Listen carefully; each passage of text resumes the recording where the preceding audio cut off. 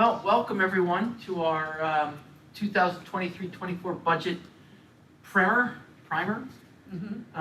We are going tonight to discuss the things that help build a budget in Hopewell Valley. We will not be discussing specific numbers tonight, but we will be discussing just how we build a budget, some budget terms, to help folks understand everything they're going to be seeing over the next several weeks as the district approves its tentative budget on March 13th.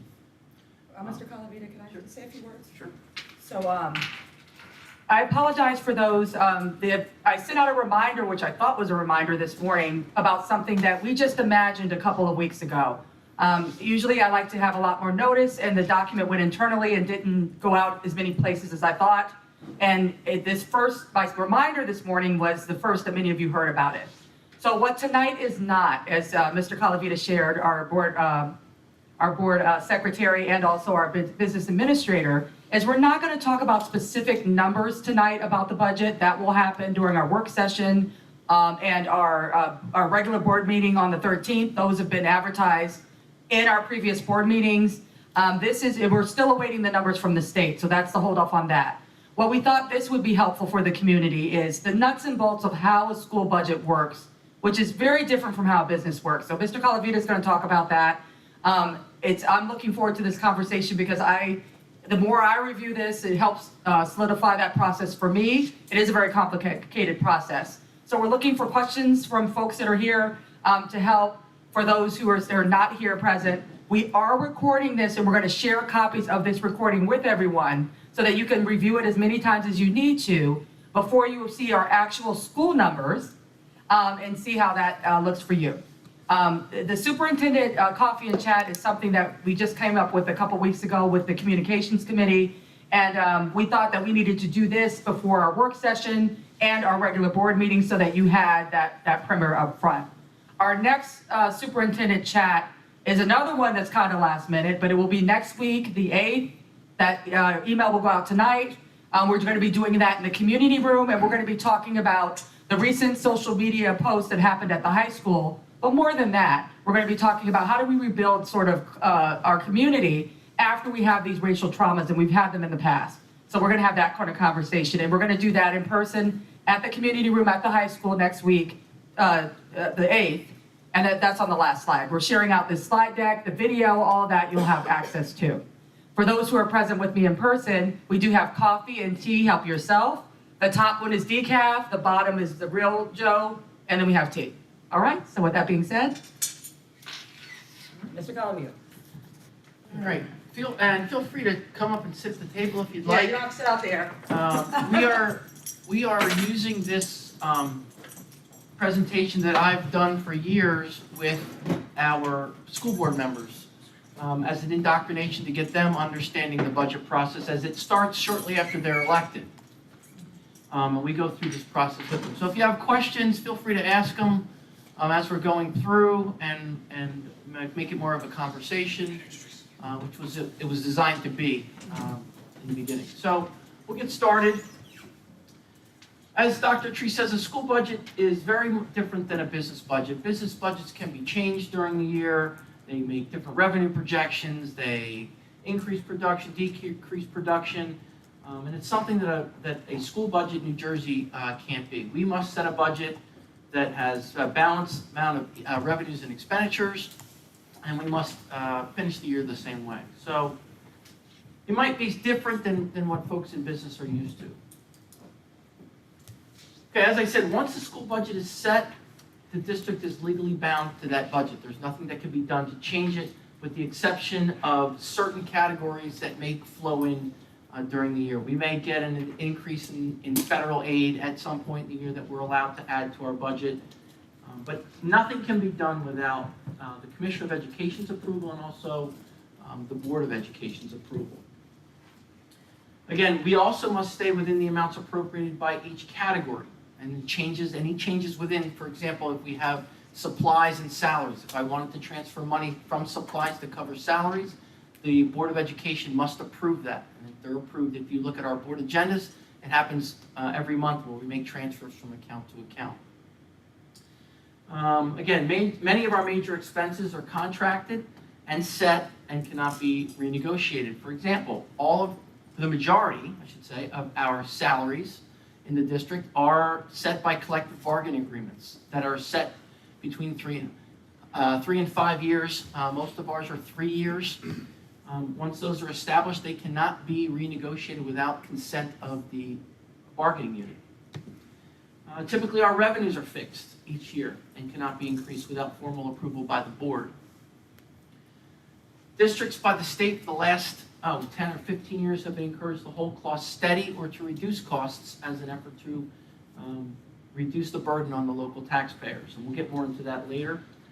Districts do use generally accepted accounting principles, which is a standard accounting practice that most, if not all companies are required to use. We use double entry accounting. We are required to keep accurate financial records and submit what is called the board secretary's report each month for the board to review. We also have a mandated public audit that is very structured, and we must go through each year, and it must be approved by the state. So just a little bit of background. So what is our role and purpose? Why do we have a budget? Why do we need a budget?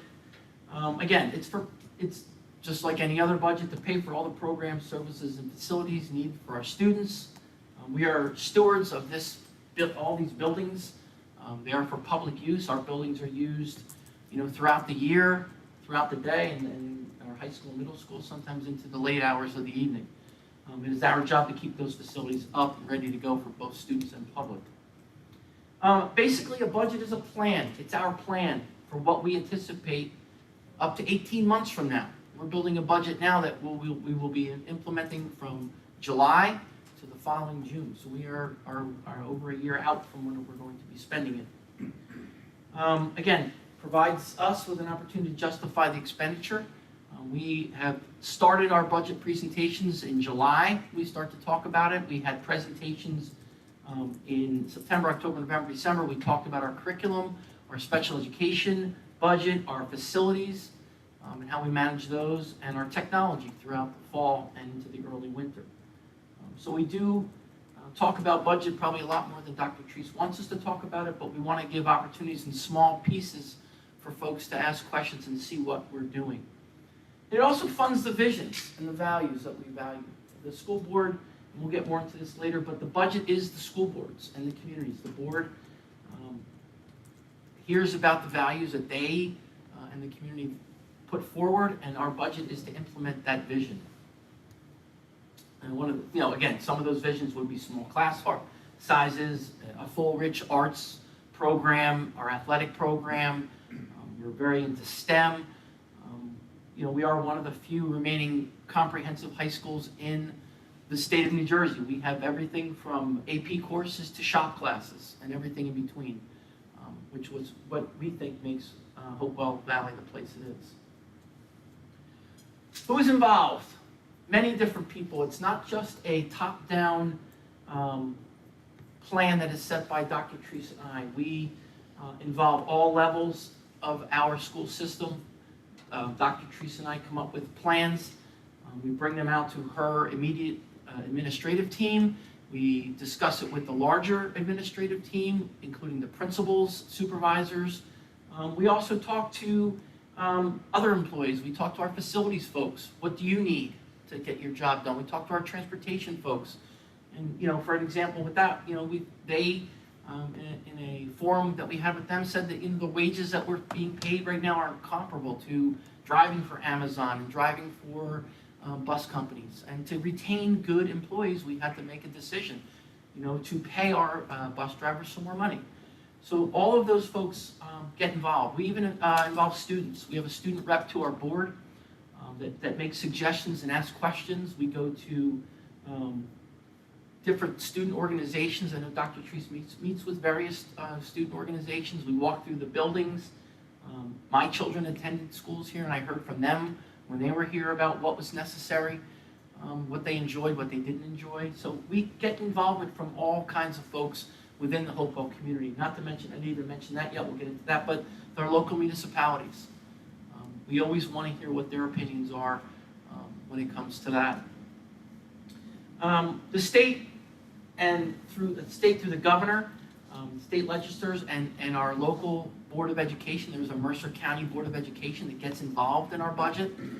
We set a budget, we submitted on the state's program, there's a big program that all of the information is uploaded to, and they evaluate it, they ask questions.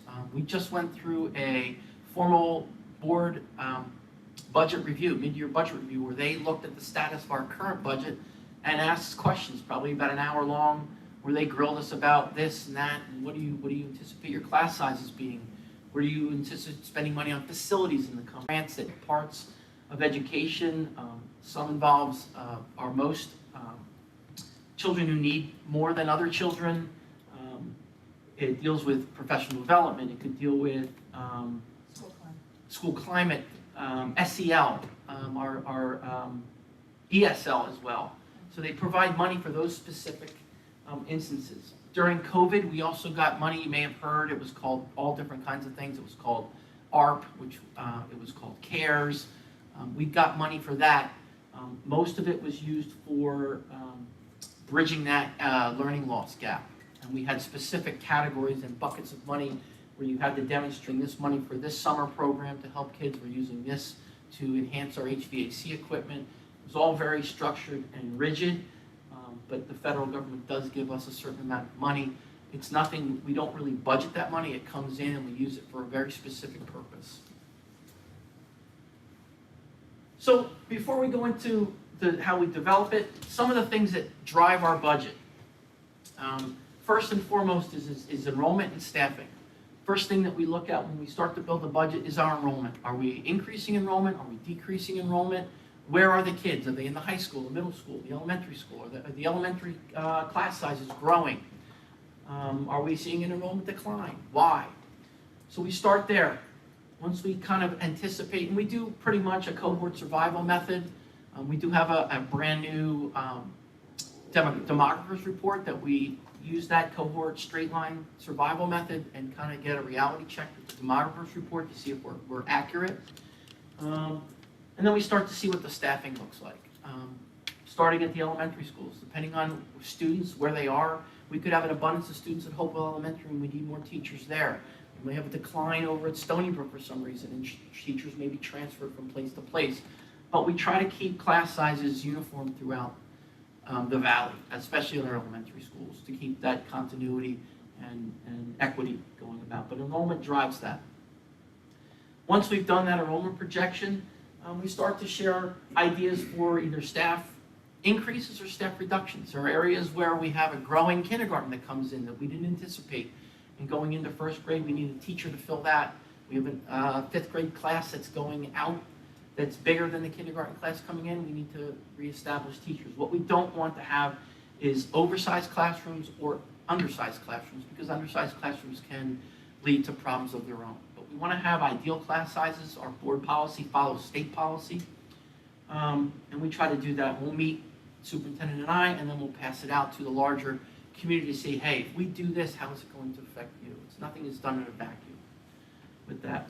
Obviously, our admin team fights to keep what they have. They never, Hopewell, as we've learned, nobody wants to give up anything. We have a very, very rich program, a very deep program. And if a principal has 24 teachers, they want to keep 24 teachers.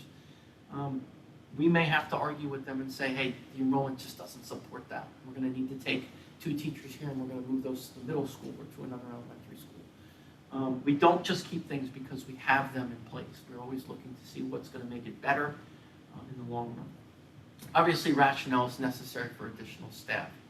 And additional staff could be needed for anything. We talked about enrollment, but it could be related to special education. We could have an increase in population. That kids that moved into districts that have to be addressed, and we do our very best to make sure all of those kids are kept in what's called a least restrictive environment here. Hey, we talked a little bit about special ed. We have new students coming in. Do we have students graduating? What are the projected placements? And Ms. Donardo was our supervisor or director in that area. She does a very good job of identifying me of who's coming. What do I see? What does she see out there? so we can properly place those students. I use the term home. Ms. DiNardo loves to bring kids back. This is what we would consider our least restrictive environment, and we think we do special ed better than most. And if we can educate a student here in our own walls, we'd rather do it here. That's where she wants them. If we have to put them out, that's another concern that she deals with. Transportation is another driver, a big driver, and most of it is mandated. We must have buses and drivers to transport our students. We probably do 50% of our own transportation and 50% we contract out. There's a balance to it. We have some flexibility with our own buses to use them more than just to and from school. And we have a little bit more flexibility. And we look at an analysis of our routes each year. Where are the students? Do we need more buses up in the borough of Hopewell? Do we need them more out in Titusville, to the upper parts of the township? We are constantly looking at where our children are and how we can reroute our routes if necessary. On occasion, we've had to rebid. Rebidding routes, trying to get the best price, doesn't always yield that because you may have a limited number of contractors that are willing to bid. We face the problem of we are so wide. We start in Ewing and we touch Princeton. We're down by the river, but we also go up to the reaches of Hunterdon County. 64 square miles for some contractors is too far for them to go. So it's a very unique contractor that deals here in this area because of those conditions. And again, fleet management, that simply means managing our drivers and also managing our buses. Buses in schools are allowed to last 15 years. They can't last any more than that. But as we're finding with buses and again, driving throughout the valley, we put a lot more miles on our buses than you may in Ewing, which is more compact. So we've got to maintain our buses and replace them when necessary. We also have a garage that does maintain does a lot of the work for us. Another major driver is facilities. If you're familiar with the Valley, you know that we have three buildings that are approaching, if not exceeding 100 years old. There's Hopewell Elementary School, Tollgate Grammar, and this building in and of itself were all built in the 20s. And again, require a lot of maintenance on those old buildings. We have a goal to maintain clean, safe, well-maintained buildings. A few short years ago, probably less than 10 years ago, we finally air-conditioned all the spaces within our buildings. We struggled through falls and early summers, late springs with some high heat where folks got angry. And, I wouldn't stand it in my office. Why are my kids having to deal with excessive temperatures within their buildings? So that was a mission that the district set upon so that we have those well-maintained systems. But energy and utilities are a huge factor right now. Probably in your own homes, you're looking at higher than normal gas and electric bills. We're facing the same things here. We bid out our utility bills with probably 300 or 400 other school districts in a large consortium. Hopefully we get a better deal based upon volume. We have long-range and short-range projects. We'll be doing a major project this summer over at Hopewell Elementary School to replace some aging HVAC systems, some that date back to the mid-60s, believe it or not. Boilers that date back to the 60s. We use contracted services when we can, but what we found is utilizing our own staff, we're able to do things more efficiently and cheaper than contracting out to a low bidder. Low bidding sometimes works, sometimes you get what you pay for. We have trained our HVAC mechanics and some of our general service maintenance guys to do the work on their own, and we can do it cheaper. We try to standardize furniture and equipment. Again, so that we know what we're buying, we know we're getting quality. Sometimes school districts like to go out to bid for computers, but you never know what you're going to get.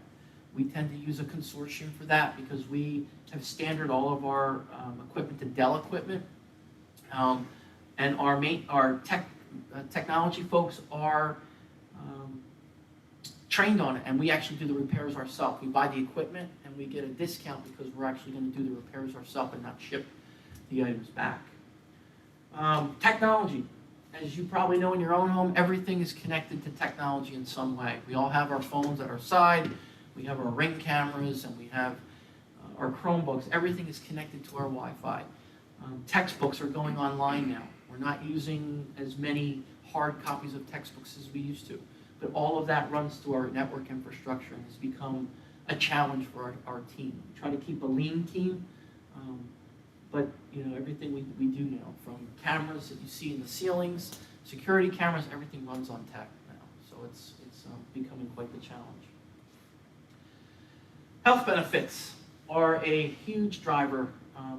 The inflation, and you've heard that the last year now, going on a year, and some runaway inflation, but inflation has hit the medical field as well. We run a self-insured health benefits program. What that means is we pay claims. We don't pay premium. So if there's a savings, the district maintains that savings. If there's an overage, we've got to pay that overage. So it's a balance. It's been working well for us, and it's helped us keep our budgets down over the past 3 years. This year is running as higher than what we expected due to that inflationary thing. There's also there's laws that the government has installed, Chapter 78 and Chapter 44, dealt with contributions toward health benefits by staff members. The funny thing was, when Chapter 78 was implemented, the district already had contributions to health benefits. So we were ahead of the curve with that.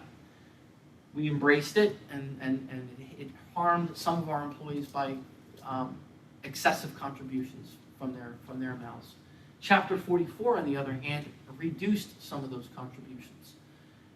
And it took some of the ability that we implemented an ability to negotiate that. He took that away. So we were actually getting more contributions before Chapter 44.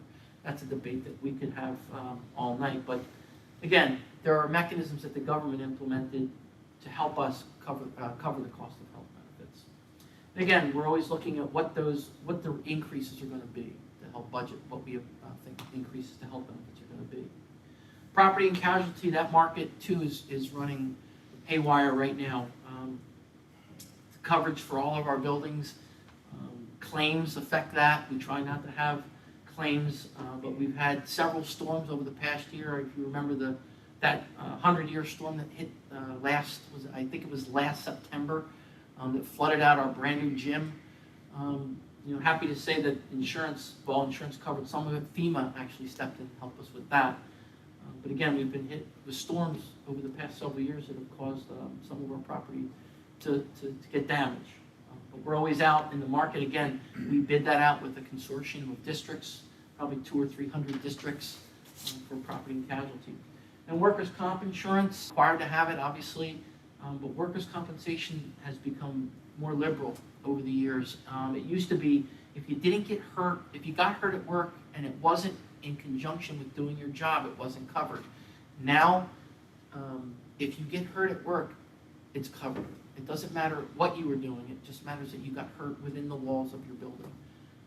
And it's driving rates up. I think maybe 2 years ago, we were paying somewhere in the area of $250,000 for workers' comp insurance. This past year, it was $568,000. So again, a large driver within our budget. Our principals are allotted a certain amount of money. Usually it's based on a per pupil cost and programs that they have into their schools. There are different programs that run in each school. We have different special programs. They all have a preschool, and they all run a specific special education program in their buildings. We feel it gives ownership to that principal to allow them to allocate some funds on their own, some budget for the classroom teachers, some give out an allotment to classroom teachers, but they also receive input.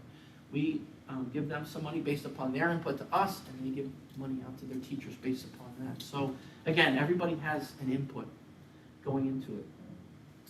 Obviously, while we're here, we're educating students, and you need curriculum, and you need supplies, and you need professional development to educate your teachers and to teach your students, and that's a big part of our budget that's looked over by Dr. Politzis.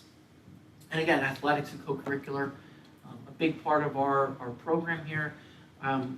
Somewhere in the area of 80% of students in district participate in something after school. And we love that. We love to see kids participating not only in our athletic programs, but we have athletes that are in the plays and athletes that are in the choirs and athletes that participate in student council and vice versa. So we are extremely proud of all of those programs and love to see kids. And if you ever get to the high school level and see the amount of kids that are around after school, it's really wonderful to see.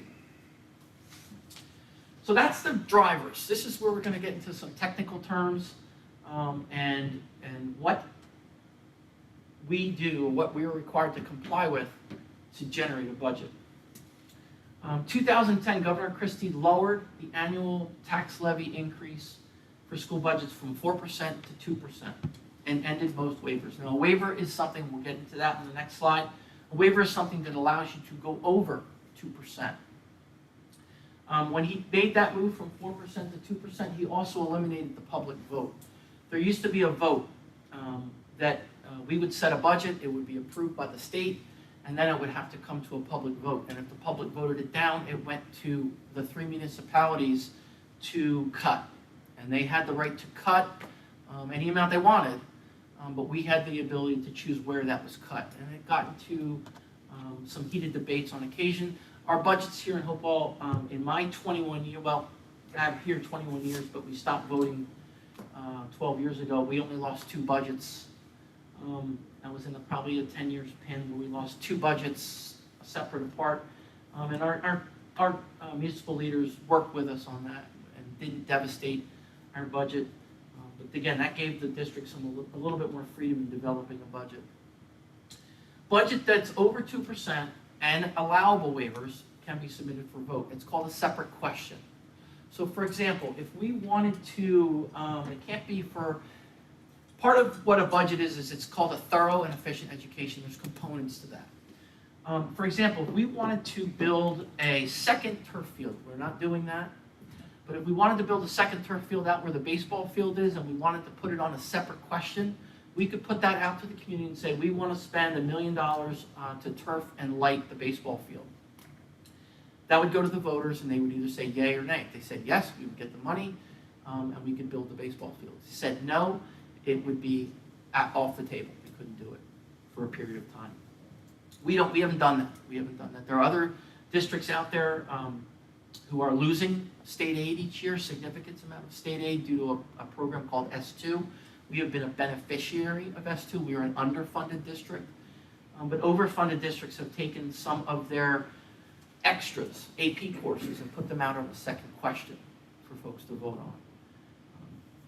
But we haven't done that here. But that's what the budget cap is. The budget cap allows us to increase our levy, tax levy, the amount we're asking from the taxpayers. That's what that caps. It doesn't cap our spending. We'll get more into that later. What are the waivers? So there are waivers for an increase in enrollment. We are kind of flatlined enrollment right now, but as you may have heard in our demography report, over the next decade, we are expected to gain students to the Valley. Going back to the 3,800 to 3,900 student level where it was when I first got here, we were over 4,100 students prior to the building of Stony Brook. But we are going to be growing. We may qualify for an increase in enrollment adjustment as those students come in. Budgeted health care is an area where we can take an adjustment. If health benefit costs are increasing at a greater amount than 4%, then we are able to put additional monies into our budget to cover that. There's a deferred pension waiver, and that comes into place if the state allows you to do that. We are not eligible for that. The state is not allowing us to do that at this point, so there's no waiver for that. And then if you have a shift from one government entity to another, like say for example, the Hopewell Township has a bus company, and we decide to let them take over our busing. We would lose cap money for the amount of money we pulled out of our budget for transportation and shift it to the township. We don't have anything like that, but there are some smaller districts that may have, they may do things for a municipality, and the municipality may do things for them. I know that there are certain districts that do all the technology for the municipalities. Like their technology department takes over the service for the municipality. They also, I know municipalities who send their vehicles to school districts for them to do their maintenance on automobiles and trucks and things like that. And that for those reasons, districts can get additional money from the state for that. We don't do anything like that here yet. Bank cap. So we just talked about that 2%. That 2% is a dollar amount. So they take whatever you raised last year, they multiply it by 2%, and that is the amount you can increase by. If you don't spend it, let's say you had $1 million to spend and you only spent $800,000, that $200,000 goes into what's called bank cap, and you could use it in the subsequent year or 2 years after that. So if we had $200,000 we didn't need this year, you put it in the bank. We may use it, we may not use it. There's years we've done that in the past. There's years we've let the bank cap go away, and there's years we've spent it. But it just gives districts spending the ability to spend when they need it, if they need it. Okay? What is surplus? You'll hear that term, surplus, or fund balance is the proper term for it. Again, it's basically just unspent monies that are left over from a previous year. And it can be unspent appropriations, or it can be unbudgeted revenue. So let's say, for example, we rent our facility and we get money in for that. And we budget that we're going to make $200,000 in renting out all of our gyms and our spaces during the year. And for some reason, we get additional folks that want to rent our buildings and we make $300,000. That would be an additional revenue, an unbudgeted revenue that goes to our surplus. We didn't anticipate it. It's like if you get your tax refund comes in. I thought I was going to get a $1,000 refund. I got $2,000. That money that's going into your home budget to do with what you want with it. These monies, these surplus monies, can be used in the budget for additional expenditures. It can be used as tax relief, and it can be placed aside for capital projects, for construction projects, so that we don't have to.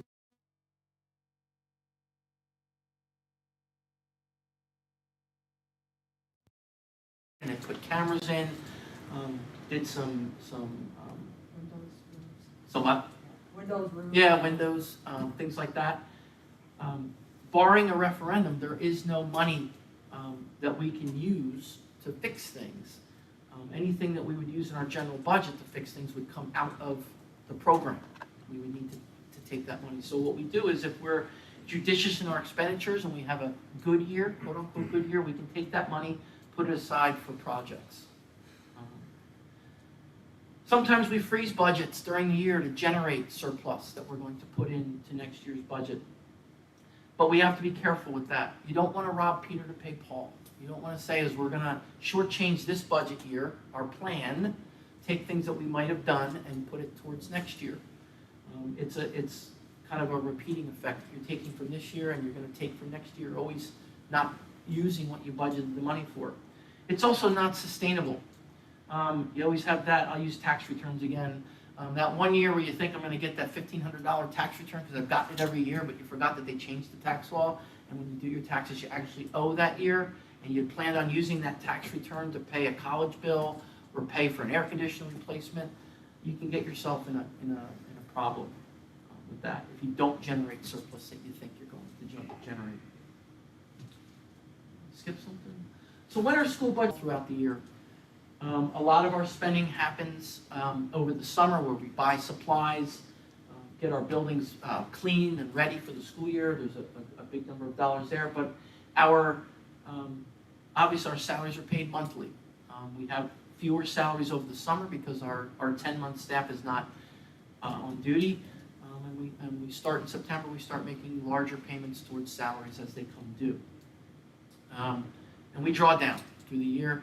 As we get towards the end of the year, that's the superintendent. My job to say is, if it's May, why are we buying textbooks in May? You didn't need them in May. You should have, if you needed them, you would have gotten them in September. or if it's a mid-year course, you get them in December for January. So there's a lot of examining of how things are spent and why they're being spent. Federal dollars, again, are also spent throughout the year. The thing about federal dollars that can be a hindrance is that you spend it first and then they give you the money back. So you could have a cash flow issue.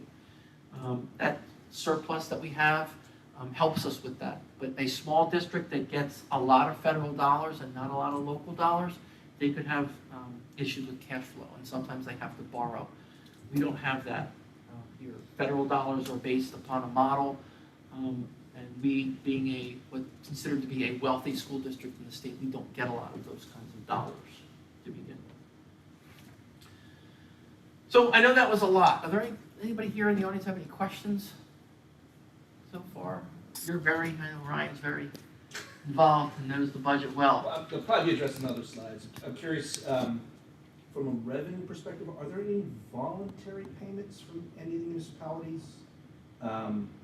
Like pilot proceeds or anything like that? Not yet. Okay. Not yet. I mean, it's been in discussion, but we haven't really crossed a definite Finish line with any of them? So how do we build the budget? It comes in phases, as I said. The first thing that we do is develop goals and priorities. And for the folks in the room, on the wall back there is our mission statement. And that is our guiding principle that we always look to. That's why it was put on the wall. That is what we value in the district, and that's where how we want to spend our money. A lot of BAs, a lot of people in my position think that the budget is theirs. It's my budget. You can't have any money from it.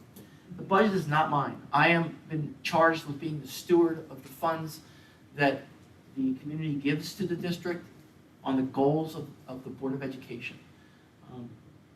What does the board and the community value? We value, and we talked about it in the beginning, we value the programs that we have here, our athletics, our co-curriculars, our music, our special education population. All of those things are valued, and we put funds in the budget to cover those things.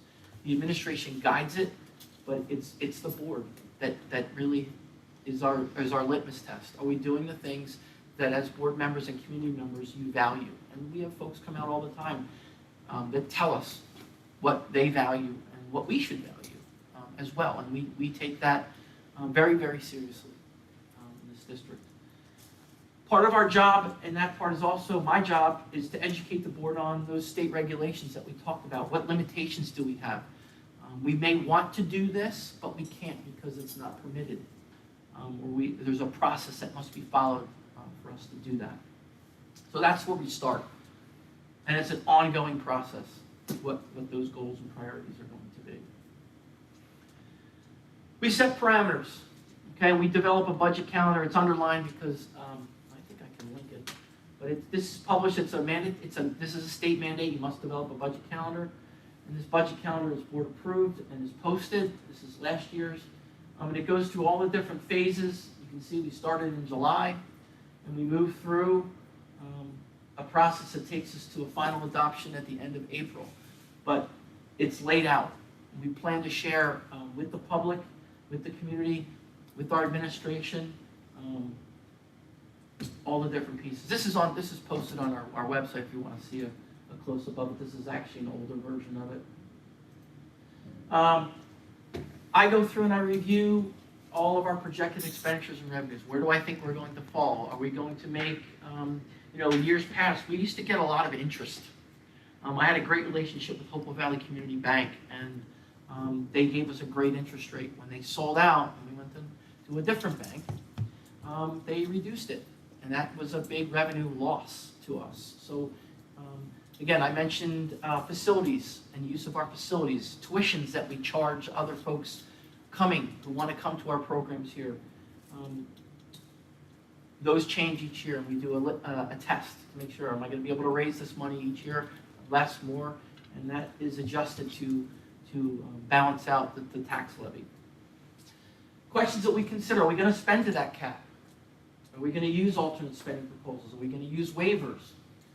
We're going to use surplus. Again, I use that caveat, be careful, because if you don't generate surplus in a year that you planned on using it, you're gonna have a hole.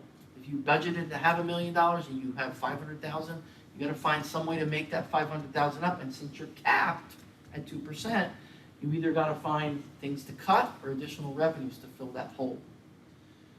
Do you build on a tax rate? Do you build on your actual needs, or do you kind of have some kind of buffer between them? Some some districts say, I don't want the tax rate to be over $1.50 per. That may not be doable, and we'll talk more about why going down. What's the reaction of the municipal leaders here? I know we have one that's been very involved, and I'm not trying to call you out, Ryan, but you are very involved, and we appreciate that. You call us on the carpet for things, but you also praise us for things that we do. You've been out for both purposes, and that is what we need. We have municipal leaders who care about what goes on here, and they send their kids to our schools. Public opinion.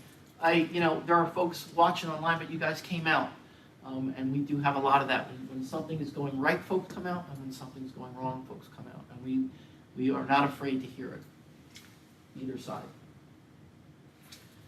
So step one, I don't know why that's up there, I'm moving things. What we do is it's called a rollover. So right after, and you may think I'm sadistic with this, but right after we strike a budget, I will start building the next year's budget. It's rudimentary, of course, at first, but the major items that we went through in the first bunch of slides, those are the things that hit us the hardest. What are our salary increases going to be for the coming year? Are they settled? Do we have settled contracts? Do we not have settled contracts?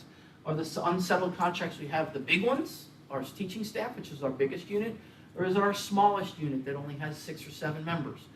There's going to be a different impact by who's settled and who's not. What is the state of health benefits going to be? Is it going to be, do we anticipate a lot of usage? Do we anticipate a rate decrease, an increase? All those things are watched as we go ahead. We use CPI in a lot of cases just to get a gauge, an early gauge. What is it going to look like? Transportation is a huge driver. We'll roll that over.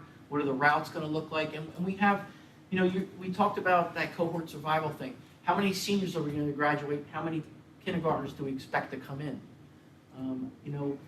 Those are all kinds of things we're doing. And again, special education. Who's graduating? How many kids do we have at the 3-year-old level, the 4-year-old level that we anticipate coming into our system? And then planning for move-ins. You always have the move-ins that come in. All those things, those 4 major things are where we start, we begin. Okay. Step 2, we start at 0. Obviously, those first 4 things, it's hard to start at 0 with those. You know what's coming in. But when we build a budget, we don't just build it because we did that before. It's what we've always done. We ask the budget managers, the principals, and my facilities department, what do you need to run your program for next year? It could be more, it could be less. Then we go back and we challenge. I have asked I'll use him as an example, my facilities director. I've asked him to come in flat each year, no increase in the amount of maintenance that we are going to do. And he tells me what he can do with that. And we have a major long-range plan and short-term plan that says these are the things that we think are due to be repaired. These have to be replaced. We have a roof that's 25 years old. We need to address that. We start to pick things off. And he'll say, this is all I can do with this amount of money. Can I get a little bit more? And I say, well, you want to do this paving in this parking lot. Does it have to be done now, or can we address this roof? So it's a trade-off. But we try to build from the ground up. And there's a lot of discussion that happens. And again, anything new, we love to add new.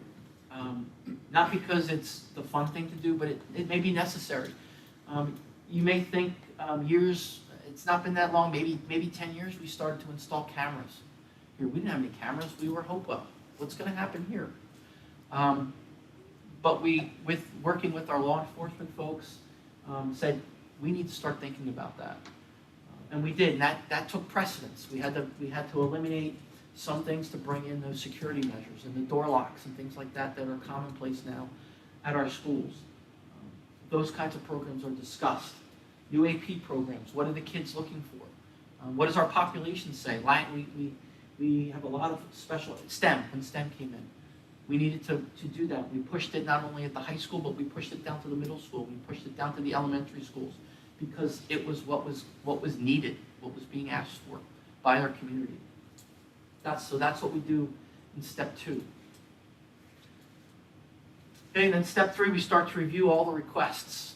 We meet as administrative principals. We meet with our technology department, our transportation department, who all come and fight for what they have and what they'd like to see done. And we ask them, what's working well, what's not working well. Should we continue this particular support program? Is there a better program out there? What software are we using? Software is a huge expenditure for us nowadays. Is this learning management program doing the job, or should we look at something else that's less expensive? Those are the kinds of things that we're doing. You may recall that we brought in a mental health program several years ago during COVID, and we fought this year to find a way. It was granted. For 2 years, we used grant money to fund it. We did not want to lose that program, so we rearranged our budget. Ms. Denard rearranged some of her budget to accommodate that program. And we talk about economizing. We talked about that very first thing, enrollment drives our program. We start to look at that in step 4. Can we afford to reduce some class sizes here? Do we have too many sections of, I'm not picking on anybody, AP Lit. We have too many sections of that. Do we have, you get the point, but we look at all of that for how our programs are running. Do we have enrollment for programs? So we're not going to run a program with 2 or 3 kids. There are other mechanisms that we can get those kids, those specialty programs through.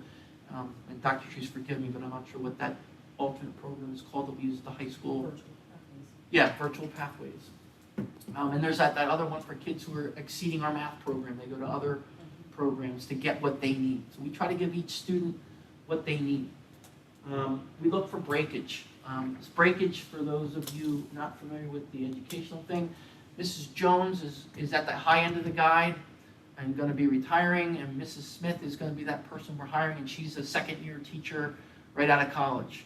There's breakage there. There could be a $30,000 to $40,000 difference in pay. We sometimes need to take that into consideration. Now, I got to give a caveat there. This used to be a thing, right? With the teacher shortage. Now, a lot of the new teachers coming out of college, and many of them are hired before they graduate, are like free agents. And we're running into this now, especially if it's a position that is difficult to fill. And difficult to fill now is wellness, PE. That didn't used to be. Yes, I know, it's in your face. Any world language, anything in special education. Higher ed math. Higher ed math. Science has always been tough. So they come in and they negotiate anywhere on, they can negotiate anywhere on the guide. And we're all fighting and vying for those same handful of staff. So I just wanted to put that out there because that, even when we have retirements, we're fighting, folks are coming in and, we used to say, we're Hopewell, it's wonderful to come here. And they're like, yeah, but I got an offer over here for a lot more. And so we're playing that game now. I'm sorry. That's fine. No, it's a good point. Yeah. While the breakage may still exist, it's not as much as it used to be. It's not as much as it used to be, yes. So again, examining everything for usefulness, effectiveness, and what we need. Okay? We must balance. Revenues and expenses must balance. Do we have expenses within the cap? If we're not, then we need to start to economize. Again, are the expenses within our bank cap? If we want to keep that stuff that's over cap, can we afford, do we have any bank cap? Do we have any waivers? Ratables we'll talk about in a minute, but ratables are essentially the value of this community as determined by the state. We can talk a little bit about that. Do we have any surplus from the previous year, and what is our state and federal aid? The final piece of what I need to build this budget comes tomorrow, what's today? Wednesday, comes Thursday. The governor will announce how much state aid he will be giving Hopewell Valley, and that will go into my final budget to the board once we have that number. Again, surplus, I am analyzing this year's budget to see if there's anything that will be left over from this year's budget to pull out, to put into next year's budget to help keep expenses down. This is the kind of where we are right now. And then lastly, review by the Board of Education. We'll do that on March 6th and March 13th to have a big discussion over what we've done. And we'll tell them, what the impact is, what we've removed, what we've added, and get their opinion on that. Big question always is what comes first, our budget or the tax discussion increase question?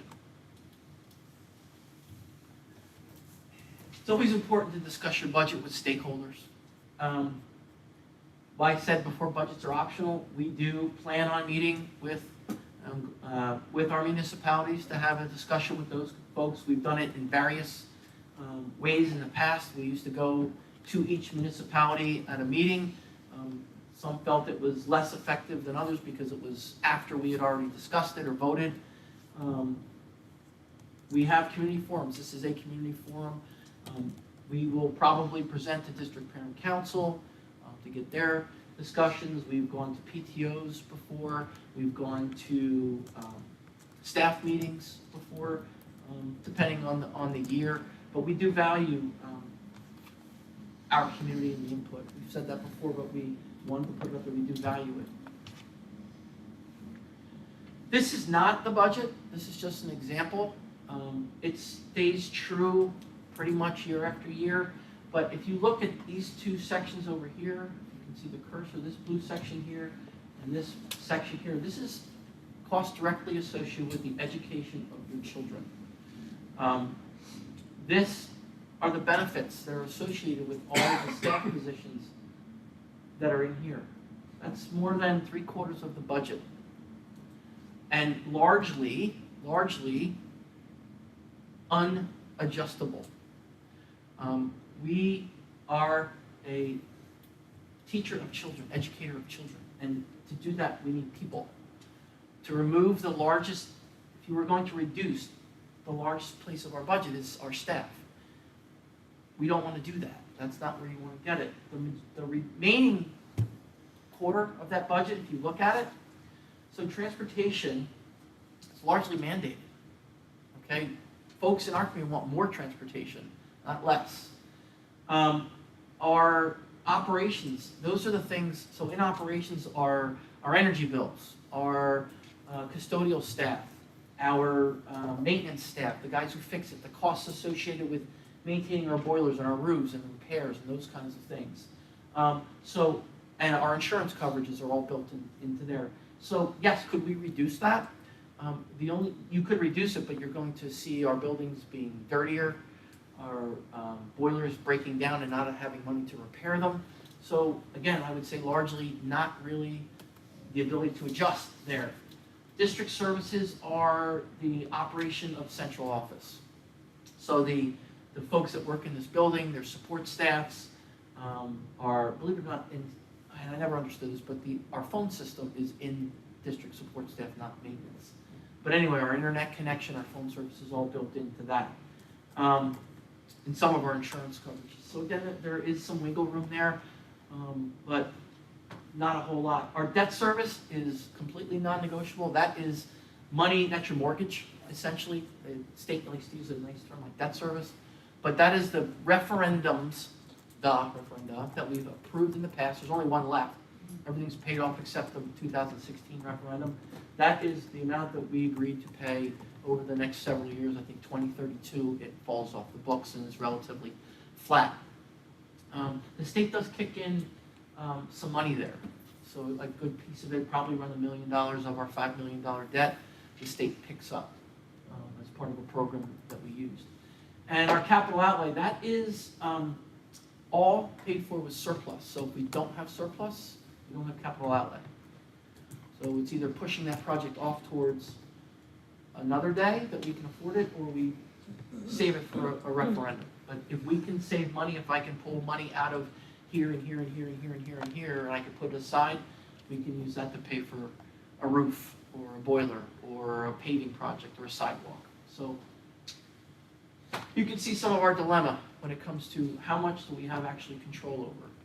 The program drives our budget, and that's what is valued by this community. These are where the money comes from. Local funding is 93% of our budget, give or take. 88% comes from property taxes. 1% comes from money that I can generate through business-like operations, for lack of a better term, but we charge money for folks to come here. Special education programs we run are fantastic, and folks from other schools want to send their children to us. We, for better or worse, do charge a transportation fee for our preschool program, and folks who don't qualify for mandated transportation, we do subsidize it. They're not paying the whole boat for that, but there is a piece that they pay for, and facility use fees, among the most popular. Our soccer teams and things like that use our buildings throughout the years. The use of surplus is 4% of that, so it varies. It could go from 1% to 4%, somewhere in that general area, but it goes to fund the general expenses. I try to limit that, because again, a non-known source of income, revenue, I don't like to use for recurring expenses, because you can't generate it. I like to use surplus to fund one-offs. Maybe I'm going to use it for a roof, or I'm going to use it for a technology refresh that is necessary. The state funds us at about 6% of our budget, and federal funding is 1%. I don't like to even put federal funding in there. It's for, like I said, it's for special programs. It's not going for the general program, but it's going for special programs that we might not be able to do if we didn't have it. There's a lot of good things that we're able to do with that money, but it's dollar in, dollar out. And it's very highly structured for what it's used for. Okay. Now, these are some of the things you may hear over the next several weeks when we do presentations. The ratables are the value of our communities, and this is old. This is last. Okay. No. Is this? This is. It's not final. Okay. It's not final. It was a numb placeholder. I should have used the old slide. Tina's away, because Tina's away till next week. I wasn't sure if it's been done. Is she? Yeah. Is your number accurate? I don't know or think so, to be honest with you. Okay. Yeah. It was a placeholder. She gave me the early numbers. Okay. Oh, that's better than. But what it is it's this is a valuation of the community. And if values are going up, it means that there's more money to spread the tax burden over. The amount of money I'm going to raise, there's more people to raise it over. If it's falling, there's less money. So that's how it affects. Because we're a regional school district, your tax bill is based upon the value of the other two towns that you're not in. And it's this relationship. If one goes up, one goes down. If they all go up, that's the best. The ratables then drive what this percent share is. See, I didn't update this slide because I didn't have it. This number here, this is last year's number. So basically what it says is based upon those ratables, that the value of the town, say that Hopewell Borough would pay 7% of the budget, Hopewell Township is going to pay 82% of the budget, and Pennington Borough is going to pay 11% of the budget, based upon how that changes. The year before, it broke down like that. So it changes based upon the value of those communities. This all drives us into our tax levy. Okay, we take that percent share, and we say basically it's for every dollar. Go back to that for a second. Every dollar that we raise, 9 cents is going to be raised by the borough, 77 cents by the township, 7, 82, and 11. That's how much of each dollar is going to be spread over each town. And it generates a number. And you're going to hear several numbers while we're going through the budget process. You're going to hear a general fund levy. That is the number that's capped. Okay, that's the number that can't go over 2% without waivers. This debt service levy, that's our mortgage, that's in there. That is a different number. That's already been set. The two numbers together, what we do here in the valley, we lump those two numbers together. We lump this number and this number together to get an overall tax bill increase. So that's what it's going to mean. If you hear general fund, that's the number that's capped. If you hear debt service, that's our debt. Total levy is then combined. And then it yields to a tax rate. So I always I use this slide to say is, it's not always, the relationship between what we increase the tax levy doesn't always reflect an increase or a decrease in your rate.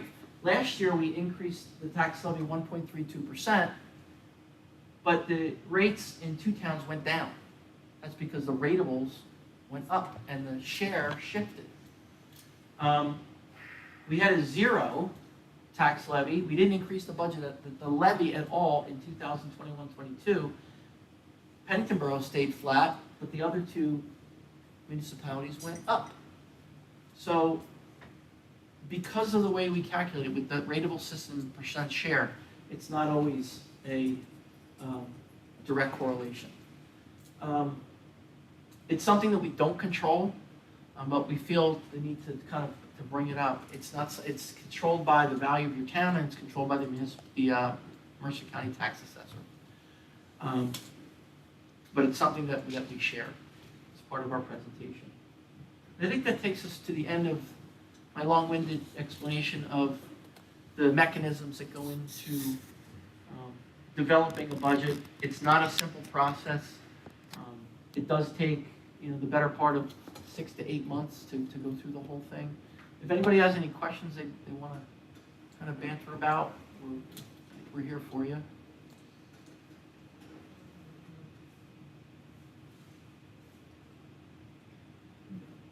Is it too early in the process, or maybe for a future slide or presentation, about, like if you were to look at last year's levy versus cap availability, are those type of decisions still happening for future presentation, I suppose? I mean, we'll show it on the 13th. We are, I think Dr. Treese and I had planned a preamble to this presentation tonight. We are, as you all know, we are in a period of unbridled inflation right now. Our health benefit expenditure this year is not what I expected it to be. I expect next year for it to increase further. I think at this point we're discussing with the board. That going under is not going to be an option this year just because of those things. Dr. Treese referenced the free agent market for staff right now. We aren't seeing reductions in staff. We were severely underfunded when we struck our teacher's contract. I think it was over the summer. Was it the summer? Past summer? When we struck the contract? Yeah. It was after the school year started, but it was early Yeah. on in the fall.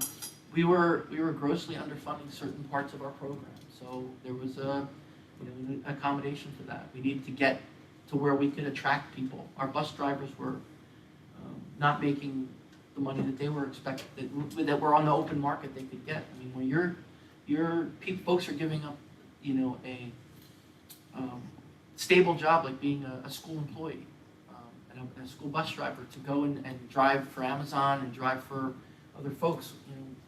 We need to transport our kids, and a friend of mine in a Burlington County school district, 3 weeks before school started, they lost their entire contracted bus fleet. The contractor came to them and said, "We don't have drivers, and unfortunately, we are dropping you as a client." 3 weeks before school started, they had no buses. So, all of those things are driving us this year. Hopefully, it's a one-year thing, but that discussion that we've had in the past, I don't believe that's going to happen this year. So you started talking a little bit about some of the things that, as superintendents, as BAs, we've been talking about it all over the state of New Jersey, I'm sure all over the country. But specifically, what kind of things, could you go more into detail about that? Because we talked about like adjusting salaries to hold on to faculty. Right. What other things have happened that kind of were unexpected? I mentioned the big three, salaries, benefits, and property and casualty insurance. Are being told to expect big increases in those. Transportation costs are continuing to skyrocket due to a bus driver shortage, but also fuel, obviously, and lack of availability of buses. Like they're telling folks now, if you don't order a bus If you haven't ordered a bus now and you need it for September, you're not getting it. And folks are going out onto the secondary market for school buses. We are fortunate right now. We are fully staffed for the most part in bus drivers. We have no substitutes, which is a big problem. In years past, we used to have 6, 7 folks who had retired and were just willing to drive a bus occasionally. Now we are fully staffed and we're asking drivers to do extra routes. So they go out on their early run and they loop back and pick up a second group of kids. But the increase, so the statute for increasing contracts, the state uses a CPI or index rate. The index for transportation for next year, which is in statute, is 5.86%. So I can either accept it or I can put it back out to bid, knowing if I put it back out to bid, it could go higher. Or it could be dropped. They could say, well, you know what, we'll go somewhere else. We are negotiating with them right now, trying to get something below that. But we're negotiating against Princeton right now. Princeton also uses the same contractor for the majority of their routes. And as I mentioned, routes are very regionalized. Folks, because of what's changed, so drivers, where are my drivers? So First Student used to be a big, I'll use them as an example. First Student Bus Company used to be big in this area. They closed a depot that was in Ewing. They closed it, and they moved it to South Jersey. Well, because they closed it, they didn't want to drive around here anymore. It was too far for them to take the buses from their depot in I think it's in Cherry Hill, to drive up here to do our routes, and their drivers didn't want to drive from, say, Trenton or Ewing or Princeton or wherever they're getting their drivers from around here, and they wanted to drive around here because they lived around here. They were having to drive to Cherry Hill, then back up here, and then back there to get their car to drive back here to go home. So they dropped out of the market here.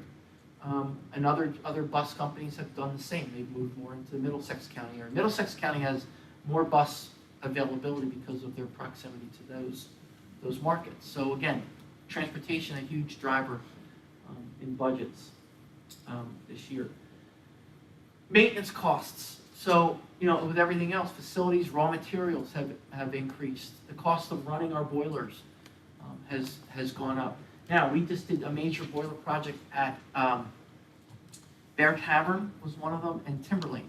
We went from old, believe it or not, original boilers. Bear Tavern had the original boilers, and they filled this room. So 2 boilers filled this room. Now it looks empty. The room looks empty because the boilers are a third of the size. Imagine a 65-inch flat screen TV turned on its side. That's how big they are now. And the efficiencies that we're able to realize. And hopefully we're going to see some energy savings with those. But the raw materials to do projects, to get contractors to come out. We are having one of our members of our maintenance crew going to be retiring in a skilled position. Try to find skilled labor right now. Try to find somebody who's willing to leave their own company or a union shop and come out of the union shop to come work for a school district. It used to be, it was a place to come, but pensions have changed and benefits. We talked about the contributions to benefits have changed, and it's not as desirable to get somebody to come out and work for a school district. So contracting those kinds of jobs may become more expensive in those areas. But those, essentially, those are the major drivers. It's the salaries of folks, and they deserve it. The folks we get are outstanding individuals, and we needed to make sure that we were treating them as such, or we're going to lose them. But as far as the drivers, that's what we're seeing out there. So again, as I was discussing, all of the districts, at least in Mercer County, are really looking at these shortfalls. We're all struggling to balance a budget where we are all living in this crazy inflation. We're dealing with the increase in transportation costs, special education tuitions. They've come back and this is what we charged you this year, but now we're coming back in the middle of the year and we're asking for more money. We're going to leave our kids in our programs where we feel they belong. That's money that's not budgeted for. As we settle these contracts with these bargaining units to make sure that we're competitive and we're keeping talented qualified staff for our programs, and we're providing programs that draw people to this community. That we want to be this kind of school district that people search. Our niche rating is very high. We're an A-rated district. People want to come to a Hopewell because of what we offer. We don't want to decimate our programs as a result of trying to, to save here and there. So when we're cutting, we have to think about all that. Because we're not going to take a hacksaw to our programs or take away services from kids that we value and that make us who we are. That's, there are districts who are facing more crisis than we are right now. There are districts who are losing state funding, and they are having to cut program. We don't, when we met with the board back in February at our budget retreat, they did not want us to start looking at what makes Hopewell Hopewell, and we're trying to stay away from that by taking a little bit from here and a little bit from here. There are communities very close to ours in similar type districts that are slashing, AP classes. They're slashing languages. They're slashing, we're not going to offer 4 languages. We're going to offer Spanish, period. We're not offering middle school. There's a lot of schools that we touch that don't have middle school athletics, that don't have freshman athletics, that don't have JV athletics. They have a varsity team. They don't have I don't say extras because they're part of our program and it puts kids out there, but we've added volleyball. We've added a great program in girls wrestling. It's fantastic that we have so many girls that are coming out for wrestling, and the volleyball programs here in district are thriving. And it's things for kids to do. It's like, I don't want to play soccer anymore. I want to do something different, or maybe I'm not gonna play as much on soccer. My skill set's not there anymore, and I could look into a great new sport in volleyball. We want kids here after school. I don't want to see kids crossing and walking into Vito's and hanging out, or hanging out doing whatever. It's great that they're here, and our kids are watching their peers play after school. They're playing in a game, and then they're going to watch their peers play. So there's a cost to that, and that's something that we are trying to balance. And it's difficult for us because when I come to Dr. Treese and my board president back there, and we say, look, we are I'm coming. I can't balance the budget right now. I can't come in flat right now. I can't give you what you want. They want to defend the programs that we've built. Hopefully, like I said, hopefully this year we get through this year. Hopefully that we get good news from the governor on Thursday, and we can continue on and address things next year. Going forward, that's where we are right now. Right? I don't have, in the past we had these magic beans that came in. We were able to negotiate a better health benefit contract, where we switched property casualty insurance carriers and saved money. But a lot of the things that are out there, they're taking that away. Would I still like to have the ability to negotiate my health benefit packages? Yeah, I would, but I can't. So we deal with that. Hi, I'm a little shy, so I don't not necessarily need this question to be recorded, so I don't know what you're going to do. But I had a couple of thoughts. First, I wanted to give you my feedback of your presentation. I just wanted to tell you my appreciation of your transparency and the willingness of the district to do this, because I think it builds trust between the outsiders like parents, I'm a parent, and the entity of the district, and so I appreciate that very much.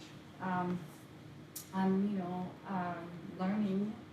Was not born and raised in the United States, but I became American, so there's a lot of things that I'm learning through coming into the district. And the first question that I wanted to ask, that is slightly related to the budget, but is when and where is the appropriate place to share what we value and what, as parents, think that we should also value as a district or within the district. So just, and I appreciate your comments. And I thought that you mentioned district parent council, so would that be a place, and I'm not familiar with that. So we'll dwell into that. Again, Dr. Teresa and I both appreciate your comments. We have nothing to hide. Yeah. And that's why we kind of do these things, and you know, we've met with folks over the years. So, you know, this is something that we thought was a good idea. Hopefully folks will view it and come out to some of our other presentations. The way you can get involved, you can come to forums like this, you can come to a board meeting. If you didn't want to come to a board meeting, we all have email addresses. You could call, you could start with an email to Dr. Teresa or myself. And we could, you know, we do it all the time. I meet with folks all the time who have questions about budget, all ways to get involved. I mean, the public forum would be a board meeting. District Parent Council, I believe, is for PTO presidents and other folks. But there are all kinds of places that Dr. Teresa meets with community members that you can get involved. But the easiest way and the simplest way is to simply send an email. You know, say you came tonight and you had some questions about understanding the school system. Sometimes we can do it via email, sometimes we can do it by a phone call, or I know Dr. Teresa loves brewing coffee for folks and having a meeting in the board. So is it too late for a programming request on March 6th? You mentioned the date that you're going to present it, and you said that programming requests will be made at that date. Typically we've kind of implemented a lot of the stuff that we're going to show the board based upon a history. So yes, it's too late. It depends on what, it depends on what it was and how difficult. Like, so you're saying, like, if we were gonna cut a program that you all felt strongly that we should not? That's what you mean? No, I mean, if I feel like there's something that I would like to bring you to your attention, and would it be too late to be included in that meeting that you will? No, not necessarily. So I think it would depend on what it is, and if it is something we can adjust at this point. So sooner than later, it'd be nice if we had that information. Sure. Yes, so just drop me an email. Okay. Yes. We can even chat afterwards if you like. Sure. I think, Bob, you mentioned that there's one bond referendum left that Yeah. should slowly trail off. Usually, in my mind, I'm remembering these kind of staged kind of bar graphs. Is there any, just with the existing debt payment schedule, is this like a good year for, you know, to be tough? You know, there's a future kind of staging, right? No, we've gotten It's through it. flat. Yeah, we've gotten through it. So All right. we're dropped, well, there's another drop, but it's like. It's not this year, this No, is it's not like the. in 2030. Okay, so this is not the No, we bonus dropped, drop year. no, it dropped. That dropped off a year or Okay, so ago, so now it's pretty flat. okay, But the beauty of this payment is we get more debt service now because the other debt wasn't eligible for debt service. Oh. Now all of our debt is okay. is getting debt service relief. So the state is, like I said, they're kicking in around $1 million towards our debt, and that's factored in. Year over year though, debt's pretty Flat. much the same as last year and. Yeah. Okay, that's. Yeah, that's we're at a pretty Got it. stagnant period.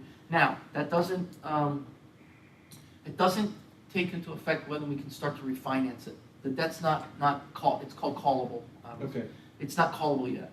When it gets to a period of callability, we will start to work with our financial planner who will say when it becomes eligible to refinance, and hopefully we'll, might be able to reduce maybe. that debt. But I'm guessing if it was 2016, it might be the yeah, record low. I don't know. we got pretty good Right, good rate. rate. We're gonna get that again, though.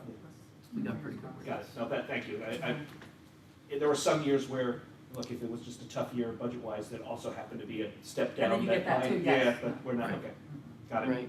You mentioned a lot about the problem with the bus and the transportation, and coming from a European country, you may laugh by what I'm going to say, but I'm going to say it.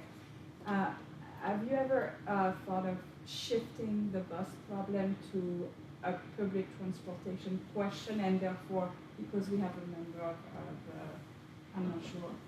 Hopewell Borough. So Hopewell Borough, thank you. Is this ever come up, or So, it may seem idealistic, but sometimes we It's- have to it's- reach for the stars, right? it's hard, because we don't have the public transportation system that Europe has. I know. And if you drive around this area, there are buses that flow through here, but not on a regular basis. And not a single one, there's not a single public transportation option in Hopewell Borough. Not a bus stop, not a train, not anything. Is it something that you're planning on working on? it is something that we'd like to see investment from the state. I personally would love to see. We have a train line that goes between these municipalities. That would be wonderful to be reactivated. But it's, like there's some things that are unfortunately just outside of the purview of either local government or school district. Europe has a great, their model for public transportation is fantastic. That's not something that we can use at this point. I mean, and again, it's tough when you consider, and I think what you're talking about is having a public bus company run our transportation routes, not commingle them with other folks. I would love to be able to have that option, but we don't have that option here. The state doesn't even permit us to bus everybody. Right. The funding is based upon the folks who live within the boundaries or within the parameters of that law. It's difficult, but it's not a horrible suggestion.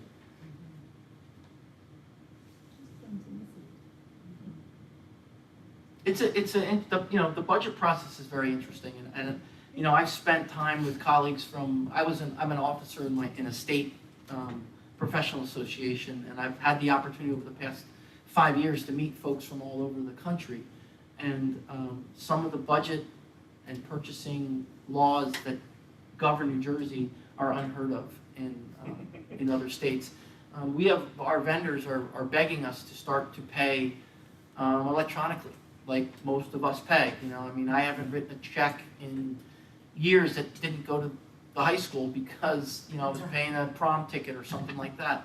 We are not permitted to pay the majority of our bills via electronic payment. We are allowed to pay our debt service payments by wire because they mandate it.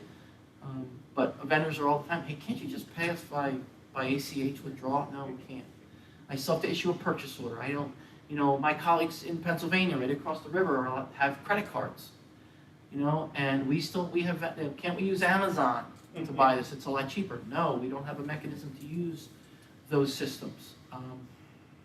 New Jersey is attempting to protect fair and open competition.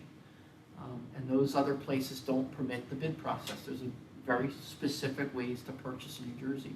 There's very specific ways to budget that we're constricted by. And it's what we deal with, and we're used to it.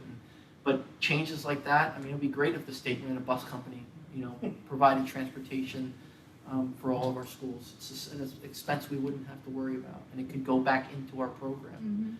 And you'd be surprised what the cost of a bus route is now. But again, it's great questions, and coming through and learning about a school system is the first step. Thank you. Oh, could you flip through your last slide before we run out, because I want to put this date out here. You don't mess this one up. The next one of these will be next week, and I know it's coming up soon, but I don't want to let any more time pass. The board president and I talked about it today before we discuss sort of the kind of ways our kids are engaging on social media and the comments and they're happening and the cyberbullying. We have a whole month full of activities, so I didn't want to sort of time to pass and us not to address this. We're also going to spend some time talking about some difficult subjects that keep coming up in the community. I hope some of you all can join us in that conversation as well, because this is a problem that keeps happening and we need to work as a community to address. So that will be in the community room. We are not taping that because we're going to be having some conversations and we want people to feel free to say what they need to say. We are going to set safe boundaries for that. We want you to come with an open mind, an open heart, and really to share your thoughts. So that'll be 6:30, March 8th, coffee and chat with me again, there'll be more cookies and tea and all that. But we're gonna spill the tea, right, we're gonna have the truth, right? And we're gonna talk about that. So that'll be in the community room. This will be put out for everyone to be able to review again and again, because as many times as I watch it, it's complex. It's a complex topic. And we are looking for your feedback. If there's anything you want to share with us, please do. So with that being said, thank you all for coming, and we'll see you soon.